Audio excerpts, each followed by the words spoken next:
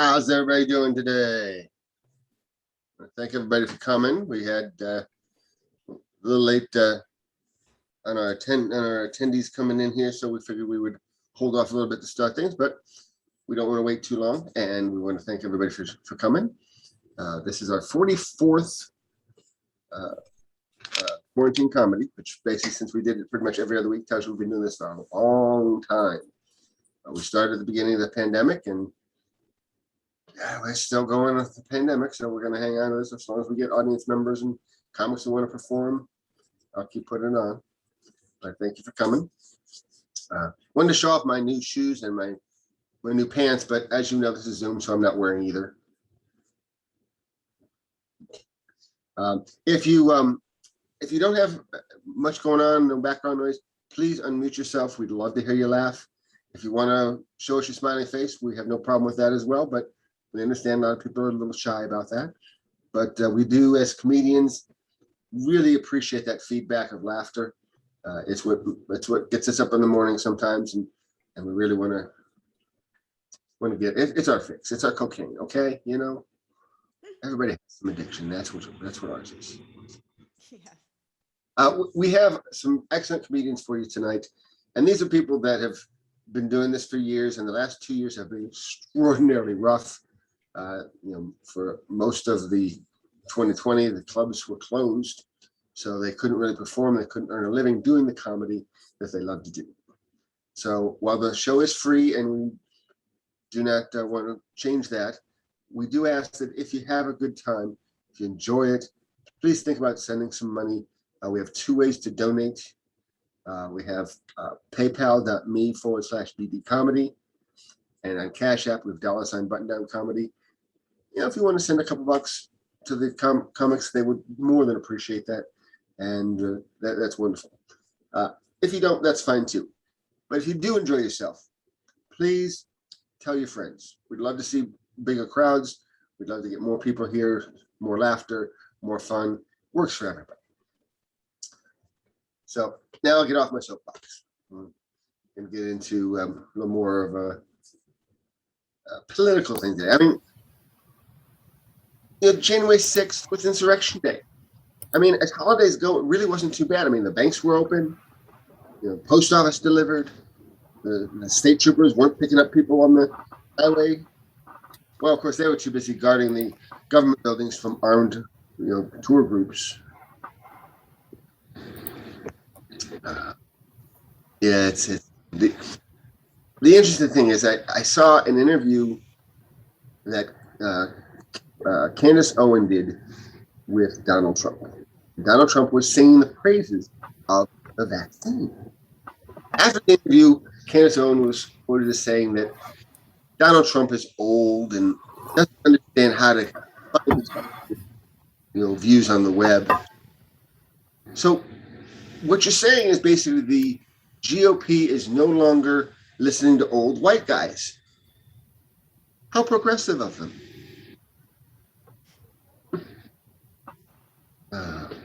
But I will say we missed our opportunity. We could have had this pandemic over. All we had to do was take the vaccine, put it in little Tide Pod containers, and call it the Vax Challenge. Everybody would have taken it.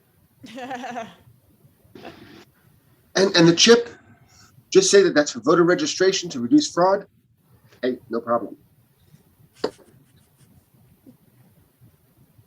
It's been fun. It's been a lot of. I lie. It hasn't been fun at all. Has not. I mean, how many people had that list of things during the pandemic that you wanted to become? You wanted to, eat better and lose weight. Get in shape. And I did. I honestly, I wanted to get in shape. I just did not realize it was a pair.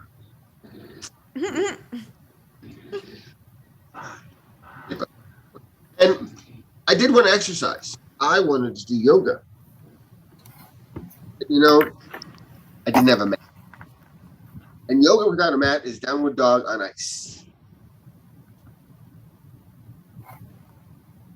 And I wanted to create a Facebook group. I wanted to create a Facebook group for procrastinators. I I did have a job for a while at a used car dealership.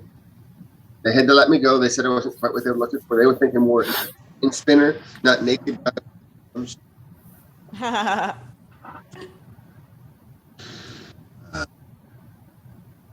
And of course, masks are making a comeback. Omicron, and people hate wearing masks. I will say the one thing I really liked about masks is a lot less resting bitch face. There are a lot of people that say, you could use a mask. But if you have somebody who's kind of on the fence about masks, there's a couple of pointers for you. If you're going to raid the Capitol, masks are useful. If you're going to talk to a reporter about raiding the Capitol, masks are useful. As a side note, maybe not give them your real name. I mean, these people took selfies with the security guards. One guy had his work number on the back of his jacket. Another woman live streamed for her company during the raid. They stole things from the Capitol and put it on eBay under their real names. This was not insurrection at the Capitol. This was America's Got Darwin.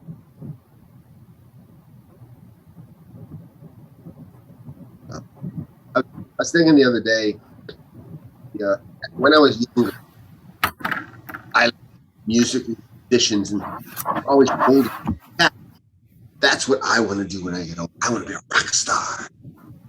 And as I got older, of course, now more of some of them were older than me, but there were some that were young. Maybe I missed my opportunity. And I thought, well, maybe I would like join a band. And then I got older still, and now I'm looking at it and it's like, there's a lot more younger than me. All those one older than me, they've all died. I think I missed my chance. I mean, of course, there's all Rolling Stones, Keith Richards, and Mick Jagger, but I don't think I have enough conservatives injected stuff.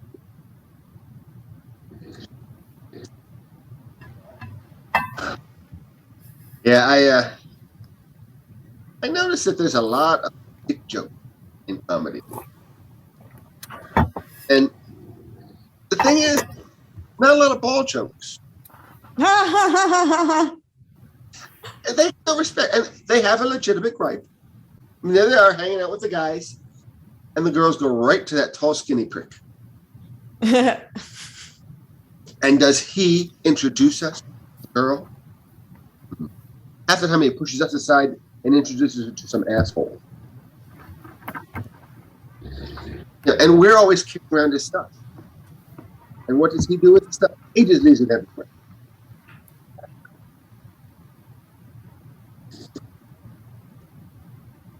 So, how many people like Disney? Round of applause if you like Disney. Nobody likes Disney. I don't get Disney. I don't get it. I mean, they give us cookies shaped like Goofy. They give us candy shaped like Daisy Duck. They give us waffles shaped like Mickey. But then they kick me out when I'm eating Minnie.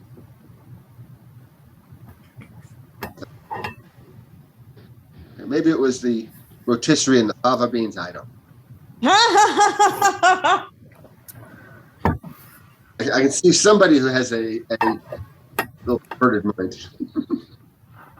All right, let's get on to the show. Let's get to some of the funny comics we got lined up tonight. Our first comic, I met him on Zoom. He comes to us from San Francisco. He runs like himself. Have you still running that? I haven't been on it in a while. No. I haven't been on it in a while. But let's bring him up to the stage here. Please give a round of applause. Evan Wong. Oh, thank you. You don't have to do that. You guys don't know me, but thank you, Geo, for doing this. This is nice, huh? This is absolutely nice. I know when I'm on the show, I feel like Geo's just running out of comics. That's how I get on other people's shows. But yeah, I did do the Zoom thing for 2 years, and somehow I just took a break. I was like, you know what? I'm done. I'm done paying subscription. I'm done paying the annual fee. So I was done, and somehow Geo just pulls me back in. So this is kind of what it feels like. I think you guys need me. I absolutely need me. I am the minority portion of the show. without me, I feel like that there might be a January 5th meeting for January 6th. But thank you all for being here. It's very nice. Audience member, audience attendee, thank you for being here. Aylin's the only brave person that's actually unmuted, so that's very cool. I'm obviously not doing my job, but so I got boosted today. Got the boost thing. I got the here's the weird part about, like, what does this ever fit in? This does not fit in a wallet. This does not fit into like a little baseball card sleeve. I don't know why. Like, I can't even like modify it in any way, shape, or form. I don't know what to do with this thing. I lost my first one, so now I got the redo with the boost. I don't know what to do with it. The thing that I really don't like is what we do afterwards, where we have to sit and wait for 15 minutes. You know, like the government is responsible for the first 15 minutes after you get boosted. Like, what about what happens afterwards? You know what I mean? Like, at some point, like the moment we drive off the parking lot, they're like, all right, you're on your own now. Not a big deal. Just drive safe. I was like, all right, I can't see the windshield. What's going on? I feel like it's going to take more than 15 minutes for the whole thing to go through my system. If it's the first 15, I feel like I might be safe. But anyway, that's kind of my thing. I'm getting pretty old. I'm getting so old to the point where I realized I am that uncle. You know what I'm talking about? Our parents warned us about me. You know, they would say stuff like, hey, get your grades up, get it together. You don't want to end up like your uncle. Like, that's me, you know, still living in a studio apartment, you know, driving a hatchback, a little punching bag in the corner. So that's kind of my MO. Look at this. I'm doing this out of a walk-in closet. This is how I do the Zoom stuff. So I'm getting old. I am gonna turn 44 in 2 days. 44. This is why I believe Asians are a lot like Muppets. You know, we may look funny, but we don't age. You know, that's kind of our thing. But used to call my grandmother Scooter. Used to call her that, not because she's very old, frail, and she wears glasses and has yarn for hair, but because she's orange. She's orange and she wears a bomber jacket. That's why I call her Scooter. But I'm having a hard time focusing right now, just looking around. My eyesight's definitely going. I see what people are talking about. My other gripe that I have is nose hair. I don't know why nose hairs. It's like they're just like, it's growing into like we're the high-fiving each other. Like, why do you need to high-five each other? Moment I trim it, it comes back, and they're like, all right, we got to connect at some point. You know, it's just, why do I need that? I don't need that. And I'm finding random ear hair. You know how rude that is? Like, I used to think, oh, the barber, that's just the hair that just kind of fill in my ear holes. Like, no, that's in there. Let's take care of that. You know, of all things, why can't the barber take care of that? So that, and I have an issue with, I'm losing eyebrow hair. I'm losing eyebrow hair to a point where I Rogained my eyebrow, and it had an allergic reaction that it turned blue and purple, and it wilted up. And when people see me, because I don't look in the mirror all that much, but people would see it and they'd go, dude, who'd you get into a fight with? Like, who busted you up? And I would not notice it until I look in the mirror. I was like, no, vanity. Vanity is the thing that's actually beating me up, because I did not know. Why am I doing this? Because I don't want to be known as the comic with the one eyebrow, you know? It's like, I don't want to be like that Latino. Like if I were to like pencil it in, I'd be like the Latina, have these hoop earrings, just like balance out my one eyebrow. It's just going to look a little bit weird. But yeah, I'm definitely just not happy about it. I can't even date because I'm getting so like 44. Ugh. Like, do you know how weird it would sound if I said, hey, I got a girlfriend? Like, that just sounds weird. It's like just coming out of my mouth. You want to see my girlfriend? it's rude, you know. I feel like it needs to be something more up. It's 2022. How about we have a better term for it, you know? It's like something more like I would say something I wouldn't mind like I would say partner, but it sounds a little too same sex, right? You know, it just sounds a little weird. Like I bring home my partner to my dad be like, I thought he was a dude. Like, you know, that's just a little bit weird. So I can't do that. And you know what? I like teammate, but we don't even wear the same t-shirts to Disneyland. Like, how can we be teammates? It's a little bit awkward.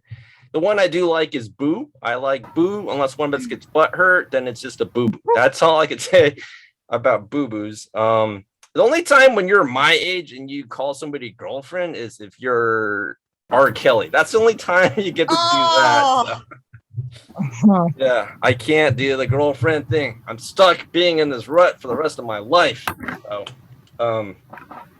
yeah, I don't. I'm pretty sure I'm going to get COVID at some point. You know, I hear Omicron's pretty serious. Doesn't Omicron sound like a transformer? Like, what is this? We're just transforming. We're going to own you as, I don't know. Omicron, transform, unite. I don't know. So I am afraid of it. I do mask up. I got boosted today, but I am going out to Vegas. I am going out to Vegas in a couple of days, which is weird, right? It's just, why am I doing that? You know, it's almost like, oh, I don't like the rain or whatever, but unless I'm playing softball, it's just, oh yeah, let's definitely go play. But I do play a lot of softball. I did play in this league that I had no idea. It was out in San Francisco. I told my teammate, and the guy said, hey, is it that gay league out there? And I was like, oh, I didn't know. I'll keep my eyes out. I'll look for like Mini Coopers. I'll look for VWs. I'll look for the rainbow. But you know what? It's San Francisco, so I'm not really sure. But the thing about softball is it's all about team names. It's definitely about team names. Like I played on a team that's called Sons of Pitches, right? Played on a team called I played on Balls Deep, right? Played on Balls Deep. But it's all about team names. So I played in that game in San Francisco and we got beat 17-0. 17-0, fourth inning. They just go, get off the field, you suck. Like that's what they said. You're wasting our time. So we're doing the high fives. I'm looking at them. I'm like, there's just no way. They're bearded. They're big, like 230-pound guys, 6'3". They all look studly. And then my teammates were like, hey, we like you. Would you like to play with us next week? I go, yeah, I'll look it up online. What's your guys' team name? And they said 9 Inch Males. So that's when I realized that it might be a gay league. More than anything, like, why am I on the team? 9 Inch Males of all things. Like, I don't know. But that's why I found out about San Francisco. There is a gay league out there, and it's the gays sued because too many straight people were playing in this league, and they settled and had to be 60% gay, 40%. We don't care. So we have me, 2 girls, and we have a golden retriever. That's the other 40% of our team, and we are going out to Vegas. We're going out to Vegas to play. I wrote down some of the team names that are out in Vegas. Gamigos is one of the team names. Les Bros, that's another team name for this gay league. Army of Skanks, and my favorite one is She Shed. That's the other one. So anyway, thank you guys for having me. Thank you, Geo. It's gonna be a fun night. Thank you guys. Woo. Hey, let's keep going for Kevin. Hey, Kevin, you still got it. What's up? And just to let you know, I'm not running out of time. And you know, Kevin's complaining about being 44. I'm 57. Just turned it January 2nd. So I got years on you. Still a young whippersnapper. So our next comedian is Dale, and her sound is off, so she needs to turn that on. And she's coming. You're in Philly now, right now. We're moving to New York. Technically. Yeah, we're moving to New York. So she's gonna be a Big Apple comic very soon, and I think you'll hear a lot more about her because that's where all the is. Let's give it up for Riedel. Yay! Thank you so much, everyone. So, okay, I had the kind of childhood that very neatly explains the fact that in addition to being a comedian, I'm an alcoholic with some serious rage issues. I will give you an example. I get angry extremely fucking easily. Like every time I turn on the television, something I see will piss me off. Like most recently, The Bachelor. Why is that even a fucking show? Seriously, it is a game show about polyamory, and the grand prize is monogamy. Why? No, it really, ever since I quit drinking, which, when did I guess I quit drinking about 5 years ago? Give it up for me. Thank you. Haven't had a drink in 5 years since 2019.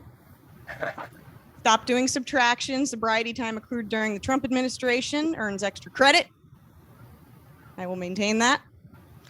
Yeah, ever since I quit drinking, I just get angry at fucking everything. Like, I'm sorry, at this point, if you are not vaccinated by choice, I think you should have to spend the rest of your life watching the last 20 minutes of Old Yeller on a loop. Yeah. If you haven't seen Old Yeller, it's about a poor teenager who bonds deeply with a dog who has saved his family's life and done wonderful things. The dog gets rabies, you guys, and he is forced to kill his own dog. It is heartbreaking. Let me tell you something right now. If there had been a rabies vaccine, Old Yeller would have lived. If that's not enough to convince you, then just fuck you. I'm sorry, I don't know. But I do have a few things that help me with my anger issues, like AA meetings. That's what I call putting fresh batteries in my vibrator.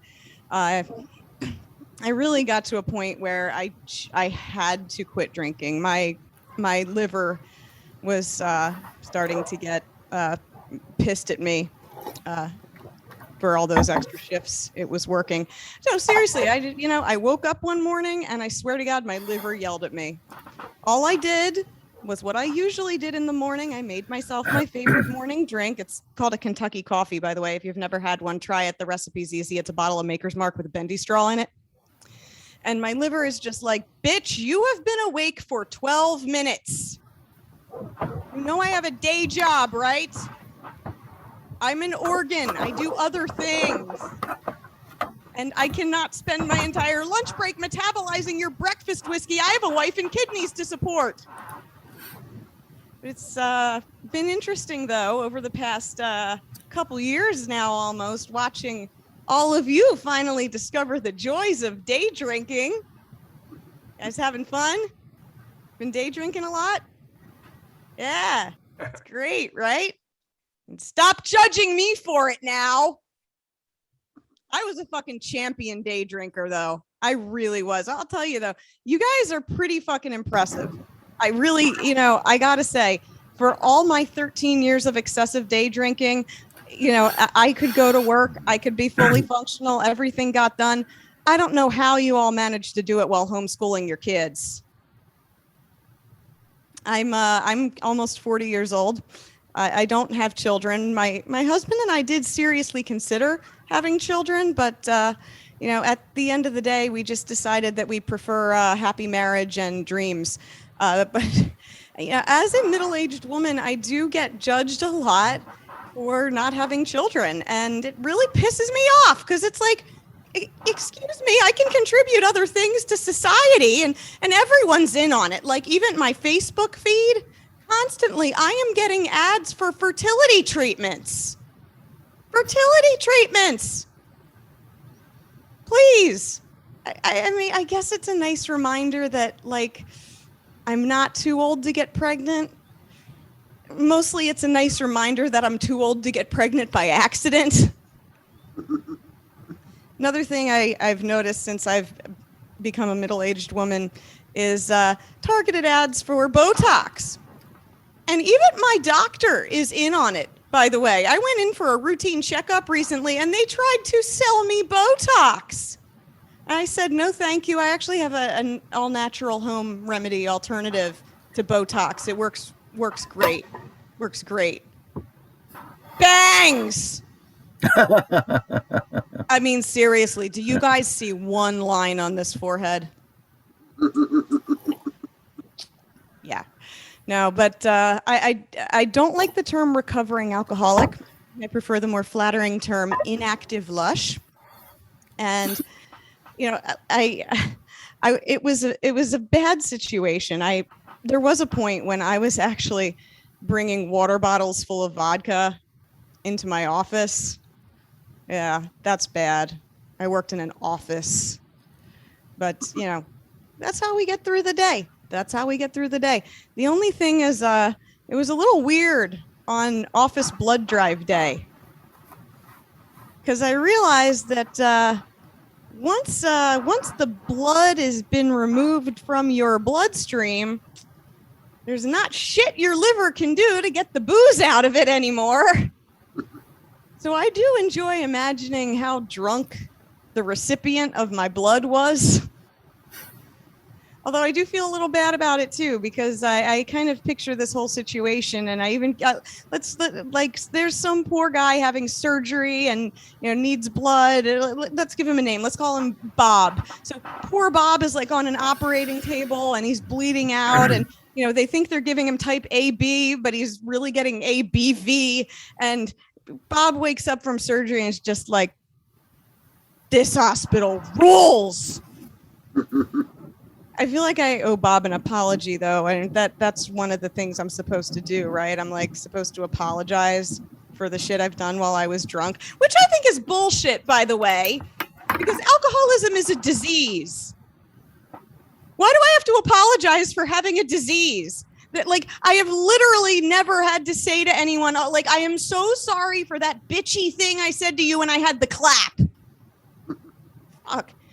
That being said, it is a disease, and I definitely gave it to poor Bob, who I'm 100% sure is now sneaking water bottles full of vodka into his office on blood drive day too.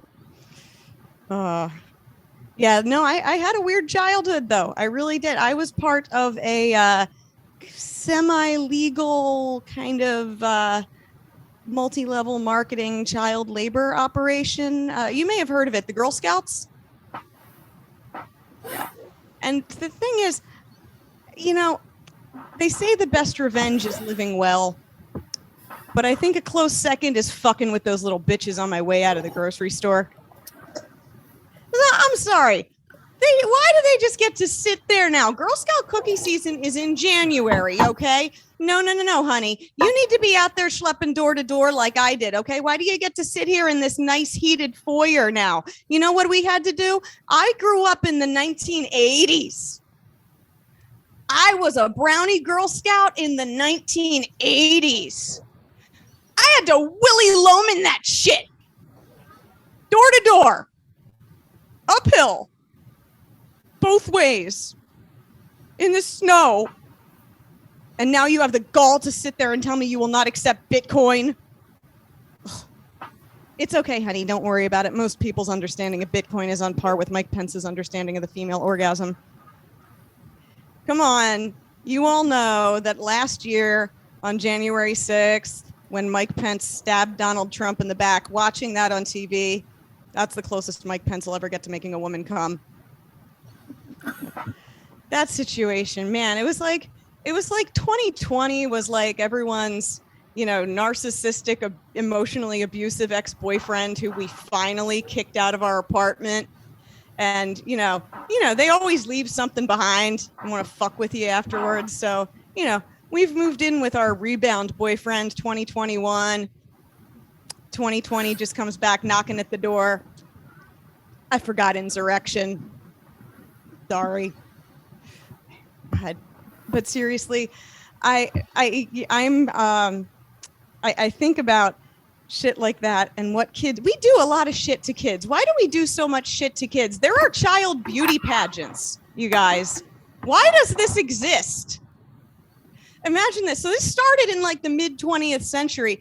somebody thought of child beauty pageants. There was a first person to think of the idea of child beauty pageants, and they thought this was a good idea. But it doesn't stop there. They were then able to convince other people that child beauty pageants were a good idea. Like what the fuck happened? Were there like a couple groups of parents on the beach, like watching their toddlers play around in their bathing suits, and someone just said, my kid looks pretty fucking good. No, another parent's like, nah, I don't know, my kid's cuter. Guess we should have them do battle. Yeah, no, that's not a good idea, you guys. That's traumatic. That is traumatic. You traumatize children like that. This is how we get supervillains. Do you want supervillains? Because that's how you get supervillains. Childhood trauma can explain a lot. I mean, seriously, like, think about it. Voldemort, he had a pretty traumatic childhood. But then you have, I'm Jewish. You have my people's current supervillain, Marjorie Taylor Greene. I don't know that there's any amount of childhood trauma that can explain away this bitch. Like, every time something comes out of her mouth, I'm just like, what the fuck happened to you, lady? I swear, like, Marjorie Taylor Greene, this is the adult you would get if Jean-Benet Ramsey had lived. God. Yeah, like I said, anger issues. Oh, I think, who besides me, I think is definitely an alcoholic, though? Literally every Disney princess. Think about their fucking childhoods. Like Cinderella, right? Like Cinderella, she did not need a fairy godmother. She certainly did not need a prince with a foot fetish. No. Cinderella needed child protective services. And Snow White? I mean, please, listen, like, I'm Jewish, like I said, my mother was no picnic to live with. Her stepmother resorted to murder for hire. 35-year-old Snow White is somewhere right now crying her eyes out, yearning for parental approval and shit-faced on Angry Orchard. Sleeping Beauty. God. Yeah, not like there's any consent issues involved with kissing a woman who has the word sleeping in her name. God, at least the prince who kissed Snow White thought she was dead. Ugh, I don't know which one's worse. That's an interesting way to start their marriage, though. And then there's Ariel. You guys remember The Little Mermaid? Yeah, she was a hoarder. She had that cave in the ocean where she would hoard all the garbage she collected that reminded her of the guy she had a crush on, and sang adorable songs about it. Hear me out. I think this problem got worse at the end of the movie when she becomes human. Because think about it, right? Like, the Little Mermaid gets legs. So that means, like, she also gets a clit now. Well, she probably always had one. I mean, I guess I feel like the mermaid clit is probably like, there's a scale, but it's like, it's right there. Yeah, that's why you always see artwork of mermaids depicted following motorboats around like this all day.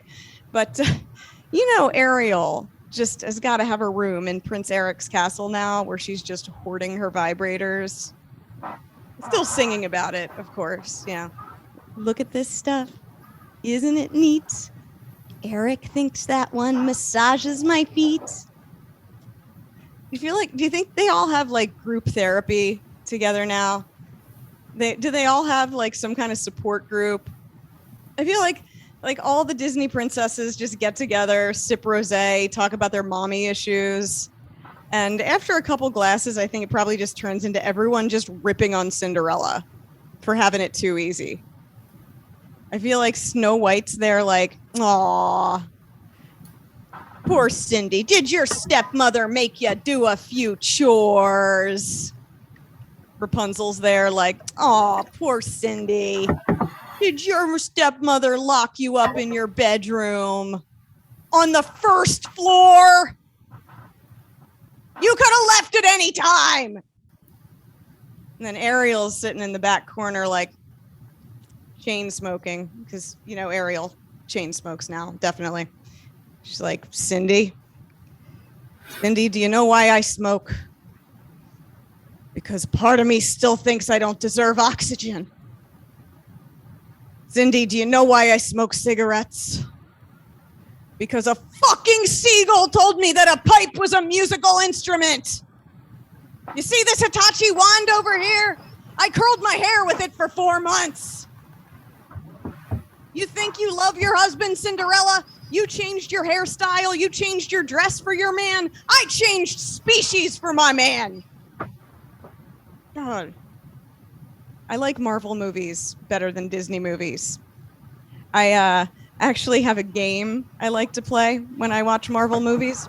I like to play Fuck, Marry, Kill with the Avengers. So, for example, last night, I was watching Age of Ultron, and I'm watching the opening scene, and I'm like, okay, I'm going to play. I got Captain America, Iron Man, and the Hulk. Okay. This one's easy, right? You can't fuck Captain America unless you first marry Captain America. Because he's so fucking annoyingly wholesome, right? So you don't want to pick fuck for Captain America off the bat, because then you just waste your fuck choice, right? And I personally could never marry Captain America because he won't even say the word fuck. And I'm a comedian. I like to say the word fuck, and I just can't spend the rest of my life with some guy behind my back going language every time I fucking say fuck. And I'm always just like, shut the fuck up, Steve Rogers. So I have to kill Captain America. Iron Man. I would fuck the shit out of Iron Man. God. Can't marry Iron Man. I can't marry Iron Man, though, because Tony Stark is an engineer, and my first husband is also an engineer. I can't marry another engineer. I could fuck another engineer. Don't get me wrong. They are amazing in bed. I'm telling you, like, lots of attention to detail. They take instruction really well.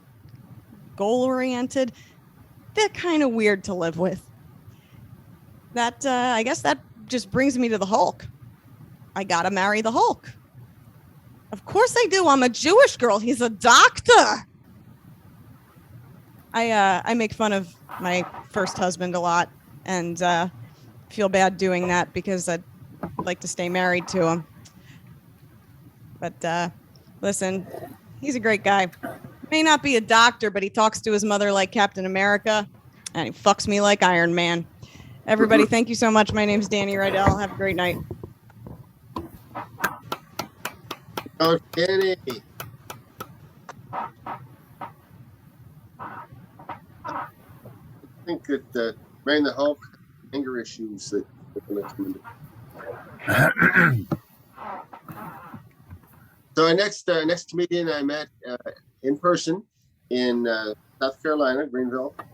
We do some of the same open mics. He has made me laugh, and his daughter enjoyed his stuff too. But he has been, he's also a very accomplished musician and composer. And you said you've written 2 books? Yeah. 2 books. So he makes me feel like a lazy ass. You know. Let's put our hands together for David Zasloff. Hey, hi. I'm going to turn my thing on here so I know what time it is. So it's always good to be here. 1554, go. Yeah, I wrote 2 books. I wrote my autobiography. It's called The Joy of Suffering. And the other book I wrote is called The Complete Book of Everything, Part 1, 2nd edition. I wrote about everything. I wrote about abortion because that's a big issue. The big question in abortion is when does the fetus become a person? I think the fetus becomes a person when it stops calling home for money. Until then, you are a fetus. Feed us. The alternate spelling. I was born in the Bronx, all white neighborhood. And then since there were no black people, the white people, they just had no choice. They had to beat up each other. Everybody has to have somebody to beat up. It was the Irish against the Jews. And when I was 5 years old, an Irish kid called me a Jew bastard. I was 5 years old. I didn't even know I was Jewish. I learned I was Jewish from an Irish kid. And then he yelled at me for killing Christ. And I didn't know anything about Christ except whoever he was causing me a lot of trouble. And then I got older and I went to high school in Harlem. In Harlem, I went to the High School of Music and Art in Harlem. They didn't hate me for being Jewish in Harlem. They hated me for being white. I was a white kike. And then I moved. So I said I moved to Oregon. I became one of the first Jewish ski instructors in Vermont. And in Vermont, people did not hate me for being white or Jewish. They hated me for being a New Yorker.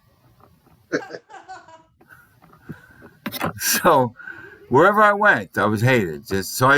I moved to Oregon, 3,000 miles away. Now this is over 40 years ago. So I moved to Oregon before there were bagels in Oregon, not one bagel. And in Oregon, they heard my New York accent, and they thought I came from Australia. And they liked me, so I stayed. Never told them I was Jewish. No, I'm not going to do that. Stayed in Eugene, Oregon for a while. That was nice. And that's when the first bagel hit Eugene, Oregon. I met the other Jew who was living there, and he came to me one day and he said, "David, someone offered me to buy a used bagel machine. You think I should do it?" And I said, "Yeah, buy the bagel machine. You'll make money." Well, he bought the bagel machine, and he made a fortune. People in Eugene just they went crazy over bagels. And now there's bagels everywhere. You can't go to any city without a bagel. So he was in on that at the very beginning. So then I moved to Seattle, still denying I was Jewish. And while I was denying being Jewish, I was working in a delicatessen. It's called Matzo Mama's Jewish Jazz Deli. And people there thought I was Jewish, but they weren't sure. They were afraid to ask me. Except one day the dishwasher said, "Are you Jewish?" And I said, "No, I'm an Indian." There's a lot of Indians in Seattle. And I realized later that there's a lot of similarities between Indians and Jews. Indians go, "Hey, yeah, yeah, yeah, hey, yeah, yeah, yeah," and Jews go, "Hey, yeah, yeah, yeah, hey, yeah, yeah." That's a terrible joke. That is a really bad joke. Anyhow, it's a groaner. It's called a groaner. So I stayed in Seattle for a while. And then in Seattle, working in a delicatessen, I made friends with this guy, and that's where I discovered that I could play the shofar. The shofar, for those of you who don't know, is a Jewish trumpet. And it's in the Bible. A lot of people who are not Jewish at least read the Bible, so they know that and we call those people the Goyim. The Goyim know that 7 rabbis were walking around Jericho. Joshua at the Battle of Jericho, Jericho, and the walls came tumbling down. And it was partly due because of the sound of the shofar, which is really pretty crazy. And it's also due to the fact that all the Jewish women in the tribe were up in the hills screaming at the same time the rabbis were blowing the shofar. And a lot of people who are architecturally inclined think it was the screaming women who brought down the walls of Jericho, but it's up to speculation. Anyhow, the walls came tumbling down, and I learned how to play the shofar. I got really good at it. I still didn't like being Jewish. And then I moved to Los Angeles, where there's a lot of Jews. And I started to read about being Jewish. and I read about all the I saw a list of Nobel Peace Prize winners and Pulitzer Prize winners, and it was mostly Jews. And I thought, oh my God, we're pretty cool people. And I'm Jewish, and that's pretty cool. Yeah. And it felt good. And I was walking down my driveway one day, and this melody popped into my head, as melodies are prone to do. And it went just like this. If there weren't any Jews. And I thought, oh, wow, that might be a song. So I started thinking about it. That's the only part I had. And then I came up with a song, and it's got quite a bunch of hits on YouTube at this point. And we're actually turning it into a friend of mine, an Israeli friend of mine, we're turning it into an animated cartoon. And I'll sing just a little bit of it. You can't do the whole. It's a long song. It goes, if there weren't any Jews, oh, the Bible wouldn't be so thick. If there weren't any Jews, there'd be no relativity. Einstein. If there weren't any Jews, comedians would have less funny shtick. Lenny Bruce. If there weren't any Jews, there'd be no Christianity. Jesus and Moses and Maimonides were persecuted because they were Hebes. If there weren't any Jews, there'd be no name for the libido. Freud. If there weren't any Jews, there'd be much more polio. Jonas Salk. If there weren't any Jews, there'd be fewer songs for Christmas. And if there weren't any Jews, there'd be a whole lot more syphilis. Cell phones, voicemail, and socialism all came from minds steeped in Judaism. That's a cool rhyme. Socialism and Judaism. That's cool. If there weren't any Jews, we wouldn't have the 10 Commandments. If there weren't any Jews, there'd be much more immorality. If there weren't any Jews, Columbus never would have sailed the sea. If you don't know about that, it was a Jewish treasurer in Spain or Portugal who told Queen Elizabeth, pay for those guys, give those money to the guys to go to sail across the ocean. It was a Jewish guy that did that because she didn't want him to go. She didn't think it was worth it. Anyhow, Columbus never would have sailed the sea, and if there weren't any Jews, there'd be no NAACP. And then I rapped, if there weren't any Jews, there'd be no Levi Jeans, there'd be no Bob Dylan, there'd be no Lenny Bruce, there'd be less money in the banks because there'd be less banks. And thank God for the Jews, for believing in God. Amen. Hey, Jews. One of my favorite tunes. The original line to that song was, thank God for the Jews for inventing God. And a lot of Jews told me, David, they didn't invent God. You got to change that line. That's how little I know. So I changed it to believing in God. Anyhow, I dig being Jewish now. I'm really happy about it. I'm, by the way, Dani, I got 21 years in Narcotics Anonymous. And I haven't had a drink of alcohol in 40 years. And living a really great life because of it. I'm very, very grateful. I do a lot of shows for Narcotics Anonymous. I travel around the country doing NA conventions and AA conventions.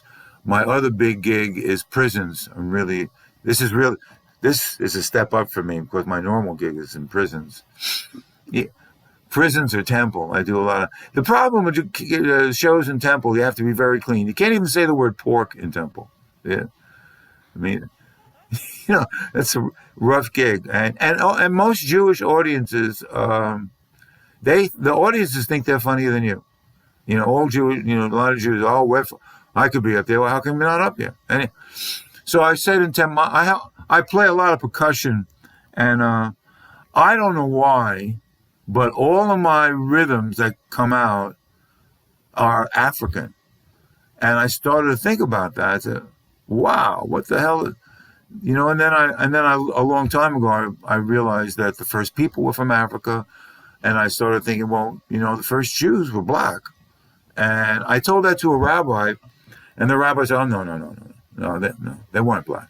So I said, well, what were they? He said, well, they were dark-skinned. I said, well, schmuck. Isn't dark-skinned black? Maybe. You ever think of that? Wouldn't a black person think dark skin was black? He just didn't want to. He was racist. He was a racist rabbi. And there's a lot of Ethiopian Jews that are now living in Israel, and there's a lot of racism against them. Their tribe goes back thousands of years before Christ, which is a good reason to believe that Christ was black. And I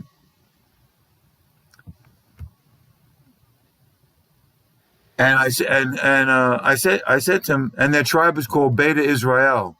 And then there are Jews who want to be black. They're called liberals. I said that in temple, and the rabbi's wife was sitting in front, and she's going like, no. They didn't like that in temple. But it killed at a poetry session in Watts. Did really well there. So one of the things that I've been learning about in my life is how important it is to be loving and learn how to accept love. I always had a hard time with that. And to be loving and to be nice. You know, I'm from the Bronx. I'm inherently not so nice. And I have a lot of negative thinking. In fact, all of my thoughts used to be negative. And I didn't know I had negative thinking until I had a positive thought. And I've been spending a lot of time the last 20 some odd years just trying to become more positive thinking. And that includes being loving. And being loving is a great thing to do. But it was hard for me to learn because in the beginning, all of my relationships, I always had the kind of love that can only be stopped by a restraining order.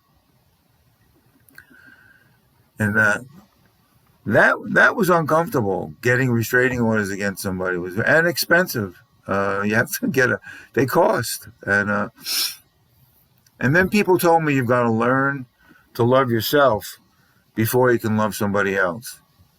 And I thought, whoa, that could take forever. So I cheated. I tried loving somebody else before I loved myself. And I wound up hating both of us. And then I met someone who said, David, you can hate yourself. I don't care. I'm going to love you no matter what. And her love, I missed you, Dani. I'm glad you're back. Her loving me gave me the courage I needed to hate myself in front of her. And that was great. So we got married. Marriage taught me the importance of divorce. I didn't know you could get divorced. My parents, good Jewish marriage. They were married 61 years. Wow. 61 years. In my family, you did not get divorced. You stayed together and suffered. So the woman I married, well, she wasn't Jewish. She didn't know about suffering. So I taught her. And she did not like that. But she taught me an amazing thing. She taught me if you didn't like someone, you didn't have to stay with them forever. Once I learned that, made my second marriage go a lot faster. So, and you know, another interesting thing I learned about my parents in their time, in their day, both my mother and my dad were the only person they ever slept with. They never slept with anybody else. Which is why I think, you know, after the 61st year, they really hated each other. I mean, my dad started watching me sleep with, you know, whoever I could sleep with. Not that I slept with a lot of people. I could count it on 16 hands. Not really. But he was amazed that I could sleep with I've slept with more than one person.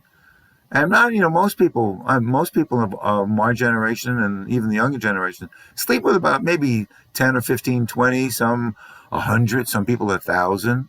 There's some sheik in the Middle East that has 2,000 wives. 2,000 wives. Whoa. I wish. Anyhow, so I was single for a while, and I started dating. And sometimes you go on a date, and it's great. First date, wow. This is perfect. This is beautiful. Wow, I love this person. And then 6 months later, it turns into a piece of shit. You start seeing some stuff on the that you wish you'd known on the first date. Had you known it on the first date, there wouldn't have been a second date. So I wrote a first date questionnaire.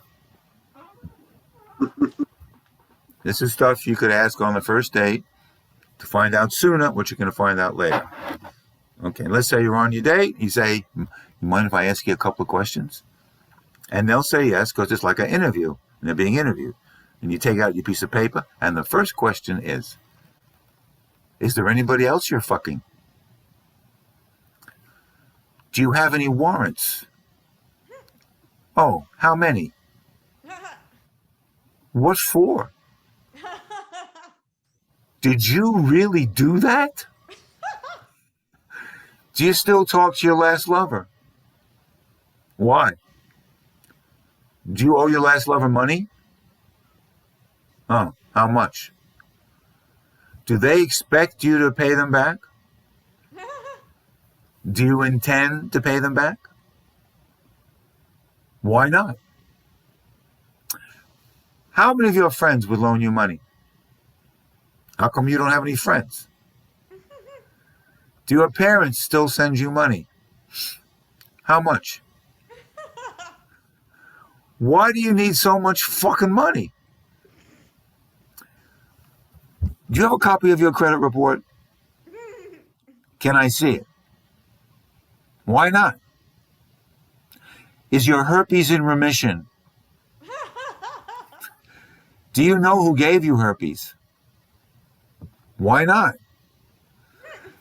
Thank you for answering these questions. Based on what you said, goodbye. So I've been married twice. I'm on my third marriage.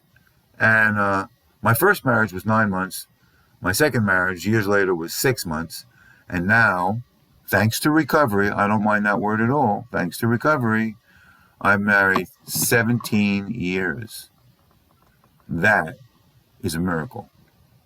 Because I have wanted to leave at least twice a week for the last 17 years. But I stayed. People taught me how to stay. And then it gets better because I would always want to leave because I'm projecting my own negativity in my head onto her in some way, shape, or form. And I've learned that I got to deal with my negativity. So I meditate. I've learned how to meditate, to stop, to transcend the negative thinking. And I've learned that I meditate really much better when I have money. And I have my own mantra. I have a mantra. It's called, I sit in the lotus position and I say to my brain, shut the fuck up. Shut the fuck up. Shut the fuck up.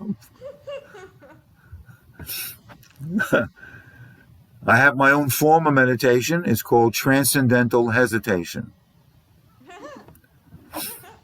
My meditation is part of a religion because Buckminster Fuller said, if you want to make a lot of money, invent a religion. And I thought, wow. So I did. And I invented my religion before I even heard Buckminster Fuller say that. Because I didn't invent my religion to make money. I invented my religion because I hate all the others. So my religion is called Zen Judaism. And we believe everything is sacred and everything is marketable. In Zen, the idea is to live in the moment. In Zen Judaism, we want to live in the moment, but there's not enough time. It's called be here later, motherfucker. In Zen, also, the idea is to lose your ego. No, we believe wherever ego, I go. And we deal with negative thinking because, like I said, I never knew I had negative thinking until I had a positive thought. And this everybody talks about living in the moment. Let's live in the moment. And the problem with that is nobody's living in the moment. I'm not living in the moment. I mean, everything I'm saying to you now, I wrote it, a week ago, 10 years ago, 15 years ago, a month ago. Everything I'm saying to you is in the script, right? So, and even what I just said, you see this gesture, it's in the script. This is part of the script. And in the script it says repeat gesture. Ha ha ha. Repeat. And all the guys who wrote the books about living in the moment, they were stoned. I've been in that moment. There's a difference between the stone moment and the unstoned moment. The stone moment is way longer. You know who lives in the moment? Birds. Birds live in the moment. They fly when they want. They sing when they want. They're happy. They shit when they want. They don't hold anything in. That's the whole thing about living in the moment. There's no hold. To a bird, the world is a toilet. Wherever it goes, it can shit. Shit's right in my pool. Whatever. Who else? Horses, right in the middle of a parade. A horse will take a big shit. They don't care who's looking. They might see another horse they want to fuck. They don't care. They just take a big dump. There's no embarrassment. The world is their toilet. They're living in the moment. But as soon as a person thinks they need to shit, they think, oh shit, I gotta shit. And as soon as you're thinking about shitting and not shitting, you're out of the moment. You're up shit's creek. And then you have to go find a toilet, and not any toilet, but a clean toilet. And as soon as you're thinking about a clean toilet, that takes you further out of the moment. Nobody is living in the moment, not even Eckhart Tolle. And I like to say that. Eckhart Tolle, he's the guy who wrote The Power of Now. He holds in his shit. I know it, especially now that he's married. Because you got to deal, when you're married, you deal with everybody's shit. So you're holding lots of shit in.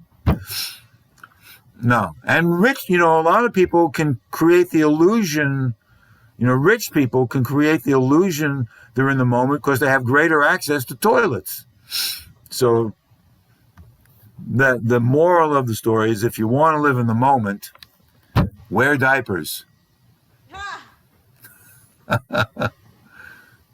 So I was talking about happily married, and I am happily married, 17 years. My wife is Cuban, which is Spanish for jealous. Cubans don't get divorced. They kill you. That's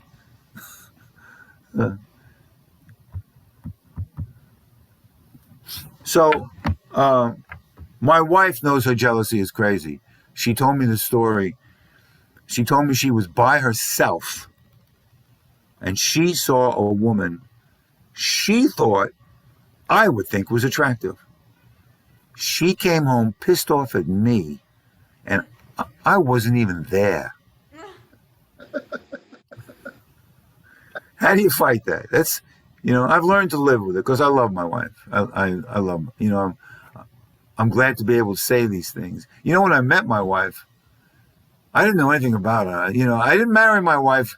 I didn't marry someone to cook for me or do my dishes or wash my clothes, because I've been living single for 17 years or 15. It was a long time single. I didn't want to marry anybody to do that kind of shit for me. I saw my wife and I wanted to fuck her.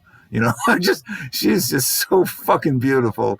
It was just gorgeous. I said, oh, what a beautiful face. What a beautiful smile. And just incredible. Anyhow, and she hasn't changed a bit. All 17 years. She still looks 16. I like that too.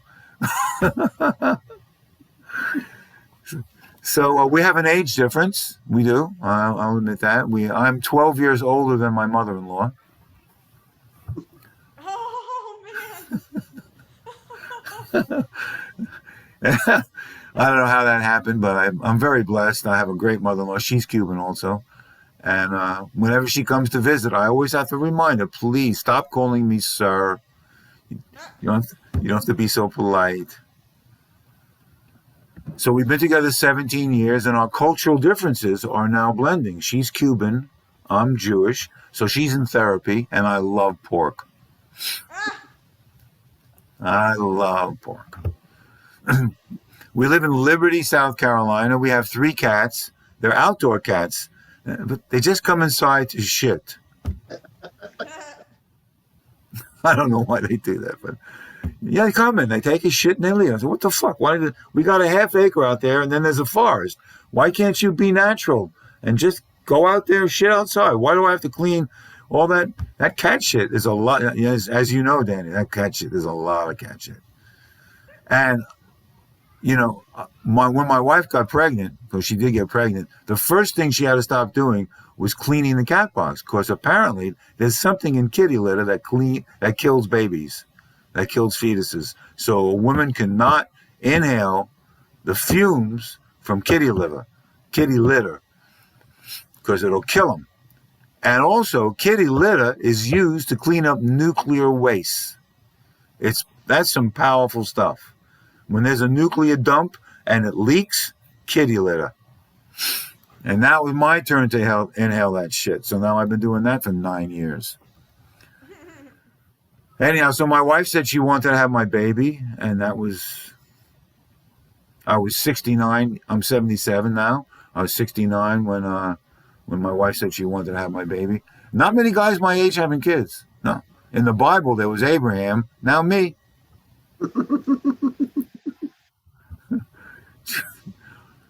You know, Abraham was circumcised when he was 99 years old.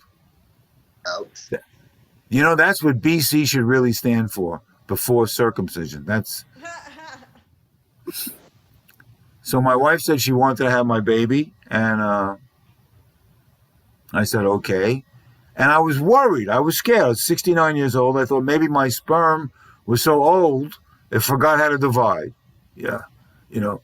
Or it would come out in a wheelchair or crutches or something like that. But we made a date to make a baby. Oh, by the way, she was so poetic about it. I mean, my wife is a great musician and poet and writer, and she said, David, I want your DNA inside of me.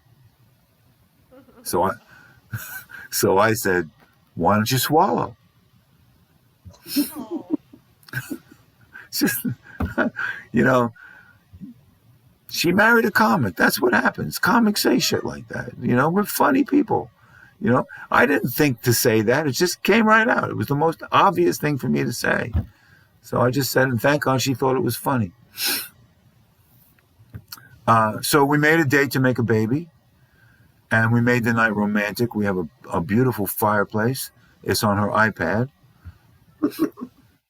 We put the iPad with the fireplace right in the bed, and it has a sound. It has a sound effect of a fire, crackles, and you can tell it's on a loop, because all of a sudden there's a big crackle, crackle, crackle, crackle, crackle, crackle, crackle, crackle, and the cats sleep by it. I don't know if they're not getting any heat off of it, but for some reason the cats love it. So we made a date to make a baby, and she got pregnant. First night, boom, I knew it. The next morning, I knew she was pregnant, because I was sitting on the toilet reading a paper crying. And I said, what the fuck? Why am I so sensitive? My wife is pregnant. I know it. And I told her I thought she was pregnant after the first night, because it was spectacular. It was, I think, the greatest sex I've ever had. The most spiritual sex I've ever had. And my wife said she wanted to have more sex to make sure she was pregnant. And I said, no. I want to see if I did it in one shot. So we waited, and one shot. That's all. And we're so blessed. You know, there's a lot of people that spend thousands and thousands of dollars to get pregnant, and they can't do it, and boom, it happened. So we waited to have we did an ultrasound. I didn't care. I didn't care if we had a girl or a boy. You know, people were saying, you care? No, I don't care. I didn't care if it was a girl or a boy or transgender. I just wanted a good drummer. Whatever it was. Just, I want someone with a sense of humor and a sense of rhythm. Anyhow, so we found out we're gonna have a little girl. And I'm looking at the ultrasound, and I see we're gonna have a little girl. It's a little girl turtle because you could see a turtle with a pussy, and because at that age they look like turtles. And I don't know if you'd have to see one to realize. I said it looks like a turtle, and my wife is on the wall of the ultrasound office. There's all these ultrasound pictures, and my wife said, "Oh, our baby is prettier than all the others." And I said, "Baby, they all look like turtles. They're all turtles." Anyhow, so now we have a beautiful little Cuban Jew, and I'll end on this. I'll end on one story about my daughter. I came home. She's now 8, and two stories, and then I'll end. She's learning about my age because she's talking to her friends about my age, and apparently my age is a lot older than all of her friends. Their parents are younger. So one day when there was company in the house, she just yelled out, "My dad was born in the 40s. He's 77. He's gonna die soon." So the other day I came home. I love my daughter. I came home and she said, "Daddy, I'm gonna tell you something, but I don't want you to believe me." I said, "What, are you gonna lie to me?" And she said, "Daddy, I'm gonna tell you something, but don't believe me." I said, "Okay, what are you gonna say?" And she said to me, "Fuck you, bitch." and and I was so proud of how I raised my daughter, that she has the freedom to talk like that. And she said it with so much joy. Wasn't 1 ounce of negativity in any of those words. It was pure enthusiasm, the absolute ecstasy of being able to say those words. Not that she even knows what they mean. It's just that she knows they're not good, but she has the right to say them. And that's okay with me. She's 8 years old. And I've been saying those words in front of her since she was born. So What's her name? What's her name? Leah Rose. Oh, that's pretty. If you want to, wait a minute, wait. I got to show you one. I'll show you one picture. Oh, here it is, right here. Hang on. She is. Oh, no, here. Oh, okay. I don't know if you could. Oh, she's pretty. With the hat. She's a little. One more, because this one. Oops, this way. Oh, a little Yeah, bottle that's in so making. Isn't that incredible? Little Cuban Jew. Great rhythm, and knows how to save $1. Got your drummer. Hey, thank you, George. Thanks for the invite. Really enjoyed being here. Thanks. Good to meet you, Dani. Very cool. Shalom. To meet you too. Let's keep it going for David Zasloff and his cute little daughter. I got to meet a couple weeks ago, and I saw her again yesterday. He is very well takes it, doesn't very polite, very well mannered little girl, but she does pick the weirdest comics to mimic. She sure does. All right, it was a great show. I had a lot of fun. I got a lot of laughs. Thanks for coming. And who are audience, thank you for staying. We appreciate it. If you had a good time, you can subscribe to follow us on comedy on Facebook, Twitter, and Instagram. We have our shows every other week. Sometimes holidays will push them every other week. And we hope to see you again. For our comics, if you had a good time, you feel the urge, please send a few bucks their way. We have set up paypal.me/BDT or Cash App. It's $ button down comedy. Other than that, hope to see you guys in a couple weeks. And to our comics, thank you again for a wonderful show. Give another round of applause for David. Dani, haven't lost connection, but we're going to give him applause that he doesn't get to hear. All right. Thank you, everybody. And I'm going to shut down the room. And you guys have a wonderful night. And please, get home safe. See you, Dani. Good to meet you. I want to get your number. Maybe we stay in touch for a while. Yeah, sure. You guys want to leave the Zoom room open for a little bit if you want? Yeah, I'm gonna send you a message. I'm gonna send you my phone and email.